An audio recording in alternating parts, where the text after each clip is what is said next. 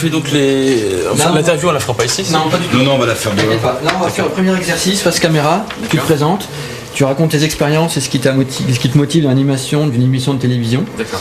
Et ce qui t'intéresse dans les voyages et tes affinités avec la nature, etc. Et en fait, tu as quelques minutes pour nous prouver que tu es fait pour ce métier. D'accord. Très bien. Alors, attends, je règle. Ok, quand tu veux. Bonjour, je m'appelle Théo, j'ai 28 ans. J'aspire à devenir animateur télé. Je bénéficie d'une petite expérience de 200 heures d'antenne en direct. Et puis, aujourd'hui, je voudrais vous expliquer ce qui me motive dans l'animation d'une émission de télévision en extérieur, notamment en contact avec la nature, sur le terrain. Et puis, j'ai envie d'être utile.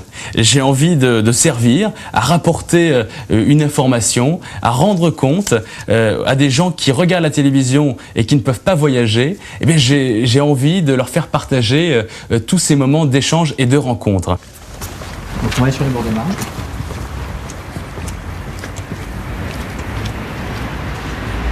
Là, dans l'exercice, on imagine, on va dire que tu as déjà rencontré Philippe Huet, vous partez ensemble, tous les deux, à la rencontre du loup. Philippe est là pour t'emmener voir le loup. Et donc vous partez tous les deux, donc on va prendre le chemin, et vous partez sur ce chemin à la rencontre des loups. Philippe sait où ils sont, grosso modo, il va te montrer des choses, et voilà, vous partez tous les deux. Très bien. D'accord ? Ok. Alors je crois que cette tanière se trouve par là-bas, donc on va suivre le chemin et on devrait arriver dessus normalement. Et alors par exemple quand on va arriver... Ça c'est une trace de loup. D'accord. Et alors, on va continuer peut-être à marcher pour arriver jusqu'à la tanière. Un loup, c'est vrai, quand il a repéré une proie, il va courir après sa proie jusqu'à ce qu'il l'attrape. Mais vous dites qu'il y a 80% d'échecs, mais souvent le loup est un forcené, c'est-à-dire qu'il est très opiniâtre. Non. Non. Dites-moi, c'est intéressant. Le loup n'est pas du tout un forcené, c'est-à-dire que dès qu'il voit que la proie est très vive et très en forme, se sauve, il arrête tout de suite. On va faire le dernier exercice, puis après on va te libérer. Ok. On va retourner vers le bureau. Ok.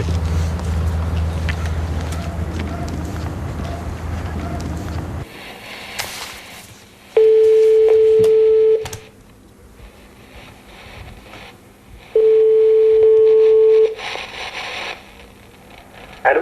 Oui, bonjour Bruno. Oui. Salut, c'est Théo à l'appareil. Oui, je suis en pleine émission. D'accord, bon, bah Tu peux écoute. me rappeler plus tard ? Oui, bien sûr, avec plaisir. À quelle heure ? Dans 1 heure. Ok, tout à l'heure. À tout. Merci.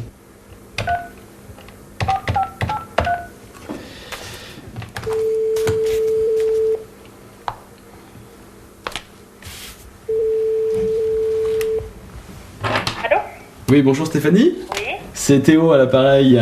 Je sais pas si... si... de vous parler là pour le moment, je suis en plein visionnage. D'accord, on peut se rappeler quand ? Je sais pas, demain ?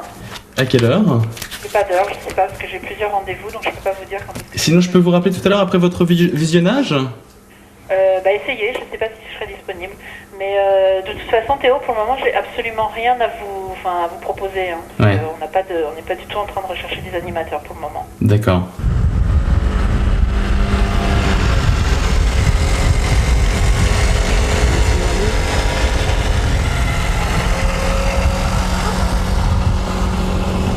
Animateur au Club Med, c'est toujours positif. Pianiste et chanteur aussi, mais c'est vrai qu'on se dit artiste. Aujourd'hui, les animateurs ne peuvent pas être uniquement qu'artistes. Ils doivent avoir du fond, ils doivent avoir une culture générale très développée, sans parler de grands mots comme journalisme ou carte de presse. Ils doivent avoir une culture très importante. Par exemple, vous lisez les journaux tous les jours. Qu'est-ce que vous lisez, par exemple, comme Moi, journal ? c'est 20 minutes. Je vais sur le site de 20minutes.fr. Je trouve que c'est un journal très clair. On va tout de suite à l'information. On a des rubriques en plus qui sont identifiables, repérables très facilement. Je m'intéresse énormément donc à tout ce qui est du domaine de l'audiovisuel, de la télévision, de la radio, et notamment dans le journal 20 minutes, vous avez une page consacrée aux coulisses de la télé. Donc Coulisses TV ça s'appelle, et vous avez toutes les dernières brèves. Alors c'est sûr que c'est pas Le Monde, mais Mais vous vous intéressez à la politique, par exemple ? La politique m'intéresse. Il n'y a pas que ça qui m'intéresse. Si vous voulez, moi tout m'intéresse. J'ai envie de dire. Il y a pas rien ne me rebute en réalité. Je suis, si vous voulez, aujourd'hui ouvert à tout. Je suis comme un jeune qui vraiment a l'esprit assez large et qui il souhaite toutes les sortes d'émissions. Animer un débat politique, ça m'intéresserait aussi beaucoup.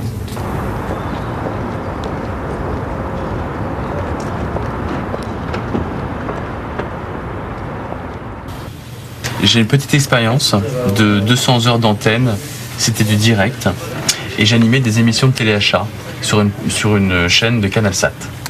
Ça commence mal. C'est pas grave. Il se trouve que, vous voyez, je n'y suis plus, donc je viens vous voir. En tout cas, cette expérience, ça m'a permis d'apprivoiser les caméras. Et puis, c'était vraiment un travail de présentateur à part entière. Voilà. Alors, 200 heures d'antenne, c'est quand même... c'est déjà significatif. Vous les avez comptés ? Disons que oui, il a fallu effectivement que je tienne une comptabilité. J'ai gardé vous étiez payé à l'heure ? Non. Non, mais je parle un petit peu comme les pilotes, si vous voulez, qui parlent en heure de vol. Je trouve que c'est plus parlant que de dire j'ai fait 1 mois ou 6 mois, parce que en 1 mois on peut avoir fait 1 heure, alors que 200 heures ça parle plus, quoi. Bonjour à vous, merci de nous retrouver en direct sur le canal 95 de Canal Satellite. Merci aussi à tous nos amis fidèles téléspectateurs belges et luxembourgeois. Si vous avez envie d'éliminer les toxines, eh bien voici Monsieur Métal dans son combi Sona. Mais dis donc, ça paraît... Moi je risque ma vie ici, hein. Oui, comme un bioman, effectivement, qui surgit dans ne sais où. C'est bien. Qu'est-ce que vous feriez pas ? Présenter le JT.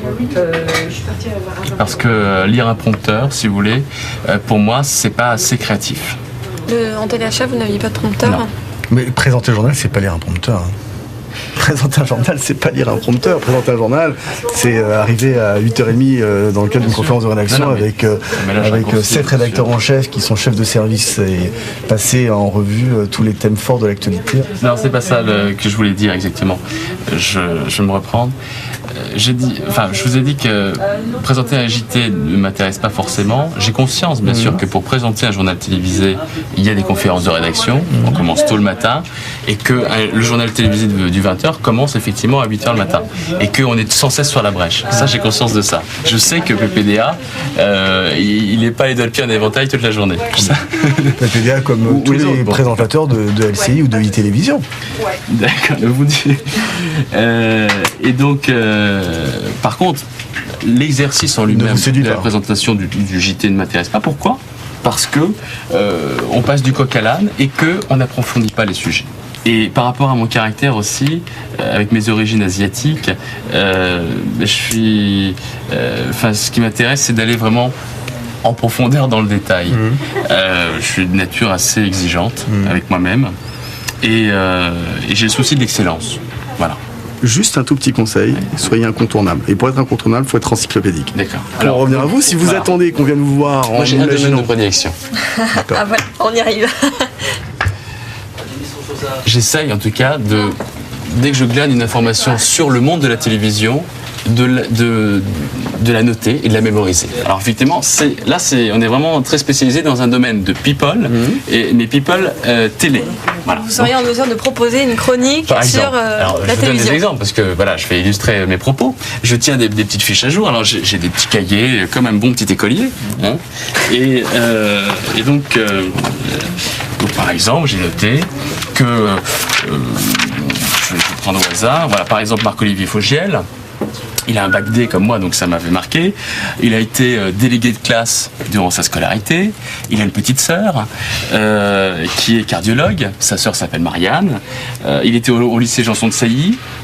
La petite info, la petite anecdote, il a même les pieds plats. Sa première voiture, c'était une Fiat Panda noire. Et aujourd'hui, il roule en 206 grise. Bon, ça c'est... C'est marrant. Voilà, c'est anecdotique, mais... C'est mon petit côté effectivement chroniqueur spécialisé dans le monde de la télé. Par exemple, Christine Bravo, donc elle est d'origine espagnole. Elle est née le 13 mai 56 à Paris 14e. Elle a une sœur qui s'appelle Muriel, qui est sa cadette de 7 ans plus jeune. Elle a été institutrice. Elle a travaillé dans les banlieues chaudes et c'est comme ça qu'elle s'est fait repérer. Et puis elle a 2 petits chiens magnifiques et elle habite rive gauche dans le 6e arrondissement. Elle n'a pas d'enfant? Elle a... si, Christine Bravo, est-ce qu'elle a des enfants? Elle est mariée? Oui, elle est mariée, mais elle vient de se séparer de son ami. Je crois qu'elle a un enfant. D'accord. Qu'est-ce qu'il faisait son mari? Son mari, Parce qu'elle l'a dit 150 fois. On a changé plusieurs. Ah non. Son mari. Ah non. Alors là, attendez, je vais noter, vous allez m'apprendre un truc. Alors, je vous écoute. Elle était rédacteur en chef à l'Équipe. D'accord. Merci en tout cas de compléter mes petites infos sur Christine Bravo.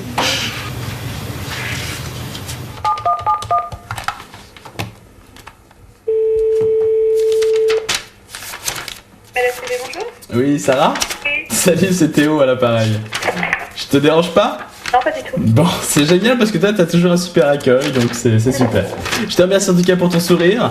J'aurais voulu parler à Pierre-Antoine Boucly, s'il te plaît. Ils sont partis en rendez-vous, ils sont pas encore revenus. D'accord. Ils sont allés voir qui? Je sais pas du tout. Non, mais je suis très curieuse pour ça. Il est parti avec Jean-Philippe? Jean-Philippe, il est en tournage là. D'accord. Il est avec Flavie Flamand? Ouais. D'accord. Bon, bah écoute, c'est pas grave, je peux te redéranger tout à l'heure? Ton défaut, c'est que tu es très formaté. Tu vois, tu pourrais remplacer Julien Courbet ou quelqu'un comme ça. C'est pareil. C'est vachement bien parce que c'est pareil. C'est un compliment. Nous, ce qu'on cherche, c'est justement quelque chose qui soit un petit peu différent. Donc là, c'est vrai que parmi tous les candidats, en tout cas qu'on a vus pour l'instant, et on continue à faire du casting parce qu'on n'a pas encore trouvé l'oiseau rare, hein, pour être tout à fait honnête. Là, c'est vrai que ça fait pas vraiment. Moi, en fait, j'aurais aimé de votre part que vous soyez un peu comme un chercheur de diamants. Qui donc connaît les caractéristiques nécessaires pour un diamant. Et je me serais vu un peu dans cette pierre brute qui ne demande qu'à être taillée finalement. Et puis je pense que vous auriez été surpris du résultat au final, parce que finalement l'éclat du diamant, il n'apparaît qu'une fois qu'il est taillé et qu'il est façonné. La prise de risque, c'est aussi ça qui permet parfois de faire de belles rencontres, de belles découvertes.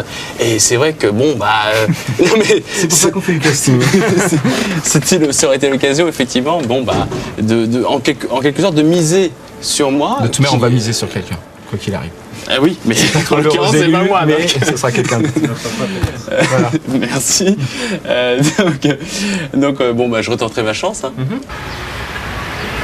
Quand tu veux, hein, tu me dis. Bonjour madame, pour un petit micro-trottoir. Bon, moi aussi. Il y a quand même du passage. Hein. Bonjour monsieur, on peut vous interviewer 30 secondes? Je voudrais savoir quel est le pays que vous rêvez de visiter. Cuba. Bonne réponse. Bravo monsieur. Écoutez, vous venez de gagner un billet pour 2 personnes pour Cuba. C'est pas vrai. Ouais. Mais attention, il n'est pas encore à vous. Ah oui. Je vous le reprends parce qu'il y a quand même un petit défi à réaliser. Ouais. Pour que vous puissiez partir à Cuba pour 2 personnes, eh bien, il faut que vous chantiez une chanson. Oh là, ça va être difficile. Ouais. Allez-y. Quelle chanson vous voulez? Celle que vous voulez. Un couplet, un refrain. Un couplet, un refrain? Lá em cima está o tiro-liro, cá embaixo está o tiro-liro. Lá em cima está o tiro-liro, cá embaixo está o tiro-liro. C'est comment votre prénom? José Luis Rodriguez. José Luis. Eh bien, José Luis, j'ai une mauvaise nouvelle à vous annoncer. Et pourquoi? Parce que dans l'enveloppe que je vous ai présentée, malheureusement, il n'y a rien. C'est pas grave. Je suis désolé. C'était pour vous entendre chanter. Ah ouais? Bon, c'est pas bien. Merci d'avoir joué le jeu, José Luis. Ah, y a pas de quoi. Allez, bon après-midi. Au revoir sans rancune, hein? Y a pas de quoi. Bon, il est sympa quand même. Ah, 3 jeunes, bonjour.